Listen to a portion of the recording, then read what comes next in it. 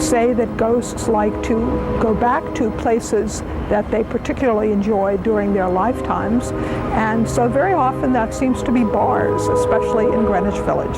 Here we are at the White Horse Tavern. It was built in 1817 and has housed a bar since 1880.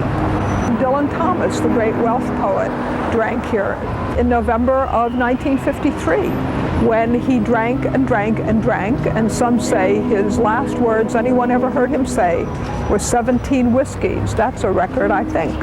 He left the tavern, walked out into the snow, keeled over, and expired.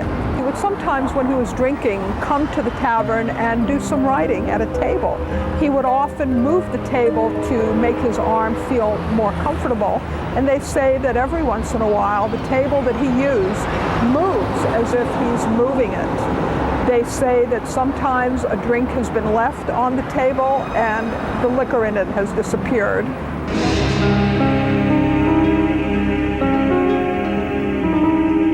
Right now in front of St. Mark's in the Bowery Episcopal Church. It is the site of the longest continuous worship in Manhattan because in the 17th century, our fourth Dutch governor, Peter Stuyvesant, he had his private chapel here. He lost his leg defending the Dutch interests in his previous job as the governor of Curaçao. His leg was buried with full military honors, and because he had a peg leg, it's clear whose ghost they're hearing today. Peter Stuyvesant used to appear every Christmas Eve. It's not unusual for them to hear the tapping of Peter Stuyvesant's peg leg on the stone steps. Peter Stuyvesant is one of at least 3 ghosts that have been seen in this St. Mark in the Bowery Church. In 1943, there was the woman in white. She would mysteriously appear in the balcony just as the minister came out to begin his sermon. When he was through, she disappeared. Over the years, there's also been another woman parishioner who has appeared in the nave, the central aisle of the nave of the church, and she may be looking for her children. We're standing on the second floor of the Merchant's House Museum that is at 29 East 4th Street in the East Village of Manhattan. We're in front of a fireplace where a number of years apart, 2 people have taken photographs that showed what some people feel might be a ghost or an apparition. It was built in 1832.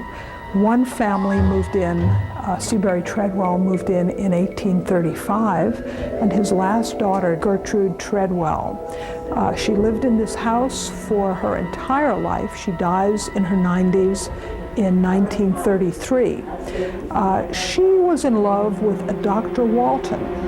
Her father spoke against him, and she never married. And I think this unrequited love story of hers might make a soul want to continue to try to find happiness that she didn't have in her true life.